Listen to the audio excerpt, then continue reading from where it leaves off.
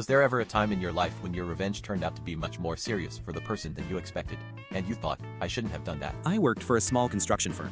The foreman was a total bully who constantly made fun of my weight and my family. He was old school and ignored safety protocols. One day, after he insulted my mother in front of the whole crew, I decided to get back at him. I took photos of all the minor safety violations, missing goggles, an unsecured ladder, no perimeter tape, and sent them to OSHA, the safety board. I thought he'd get a reprimand and maybe a week of unpaid leave.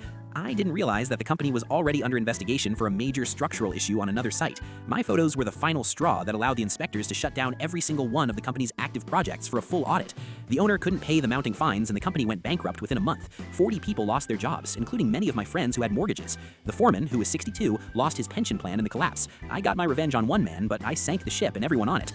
I still haven't told anyone it was me. My aunt was a horrible, manipulative woman who cheated my mother out of her inheritance when my grandpa died.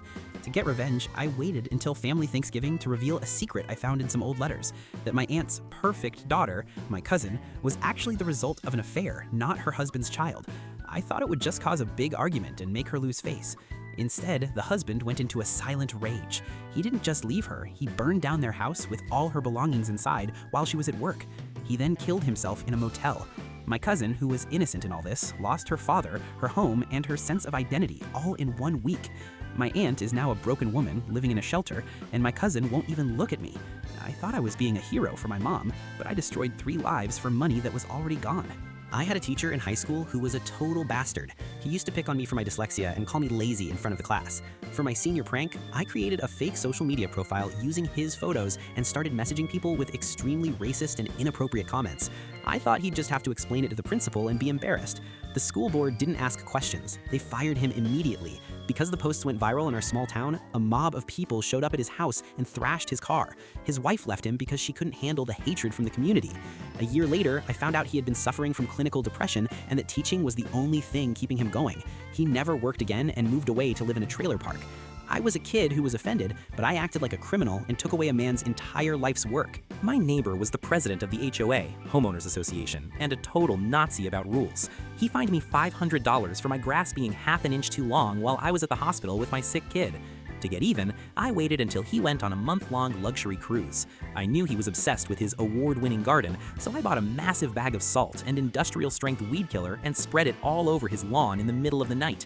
I thought he'd just come back to a dead lawn and have to replant, but the chemicals leaked into his expensive underground irrigation system, destroying the entire thing and contaminating the soil so badly that nothing would grow for years. The repair costs were so high that his insurance refused to cover vandalism by unknown parties.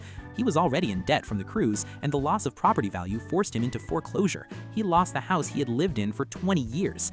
I just wanted him to feel the annoyance of a fine, not lose his entire home. When I found out my husband was having an affair with a younger woman, I didn't just want to divorce him, I wanted to ruin her. I found out she was a struggling artist trying to get her first big exhibition. I used a burner phone and fake profiles to contact the gallery owner, posing as a wealthy donor. I told them she was a known art thief and sent photoshopped proof that her designs were stolen from a famous foreign artist. The gallery canceled her show 24 hours before the opening. The news spread in the local art community, and she was blacklisted everywhere. I thought it was a fair punishment for breaking my family. A few months later, I heard she had a total mental breakdown, tried to hurt herself, and ended up in a psychiatric ward. She had spent her last cent on that exhibition.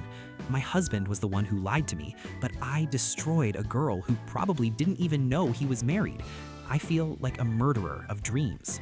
There was a guy at work who kept stealing everyone's deliveries from the mailroom. We all knew it was him, but management did nothing. One day, I decided to set a trap. I bought an expensive-looking watch box, but instead of a watch, I filled it with a GPS tracker and a small device that looked like a glitter bomb but was actually a high-stain dye pack used in banks. He stole it, took it home, and opened it. The dye exploded, covering his face, his expensive white sofa, and his entire living room in permanent blue ink. But the dye caused an allergic reaction and his eyes started swelling shut. In a panic, he called 911. When the police arrived, they saw the bank dye and thought he had robbed an actual armored car. They did a full search of his house and found dozens of stolen packages, some containing prescription medications, which is a major felony. He's now serving 5 years in federal prison. I just wanted him to have a blue face for a few days, not a prison record for half a decade. I was competing for a lab grant. I accidentally left the incubator door slightly ajar so my rival's cultures would die. I just wanted a few days head start. The failure of that specific experiment caused her to lose 3 years of research data because she hadn't backed up the latest sensors. She quit science entirely and became a clerk. I got the grant, but I feel like a thief. I lived in a complex with limited parking. My neighbor, a guy in his 20s, started parking his massive truck in a way that blocked half of my driveway. I asked him nicely, twice, but he just laughed and told me to learn how to drive. One night, after a long shift, I had to park 3 blocks away because of him. I was furious. I decided to call the city to report his truck for being unregistered, hoping he'd just get a $100 fine and a tow. When the police arrived, they noticed he was acting extremely nervous. They ran his ID and discovered it was fake. It turned out he was in the country illegally and had an outstanding warrant for something related to a document fraud ring. Because I called over a parking spot, ICE got involved. He was detained, spent months in a holding cell, and was eventually deported, leaving his wife and infant son behind. I see his wife crying in the parking lot sometimes. I wanted him to move his truck. I didn't want to tear a father away from his child. There was a guy who always reported people for taking long breaks. I decided to plant some adult magazines in his desk to embarrass him during a cleanup. What I didn't know was that his wife had just left him and his mental health was fragile. When the boss found them and made a joke, the guy had a complete mental breakdown in the office and had to be taken away by an ambulance. My brother kept taking my car without asking. To scare him, I called the police and reported it stolen while he had it. I expected the cops to pull him over and give him a fright. Instead, they performed a high-risk felony stop, drew guns on him, and he ended up with a permanent nervous tic from the trauma. We don't talk anymore. I hated a girl in my class who always acted superior. I saw her cheating on a final and reported her to the dean. I thought she just failed the class. Turns out, she was on a very strict international scholarship. She was deported back to her country within weeks.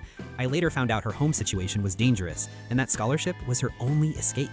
A small cafe owner was rude to me once. I got my friends to write dozens of fake 1-star reviews about food poisoning. I thought it would just teach him a lesson. 2 months later, the cafe closed.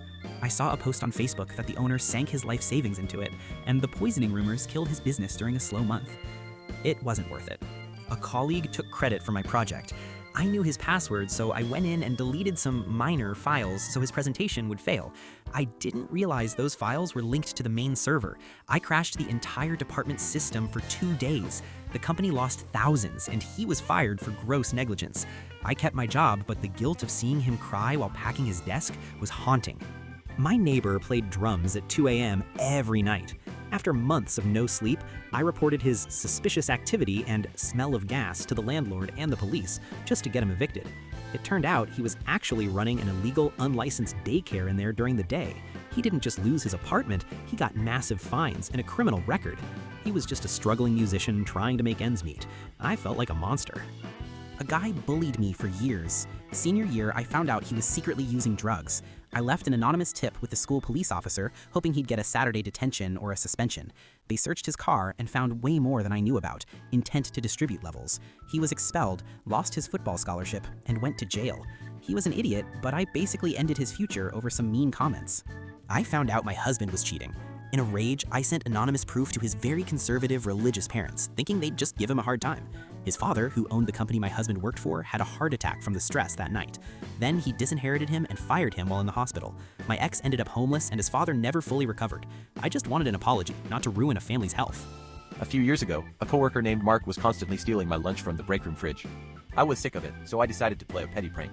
I bought a pack of sugar-free gummy bears, the kind known to cause digestive distress, and left them in a bag labeled with my name, hoping he'd eat a few and have a very unpleasant afternoon.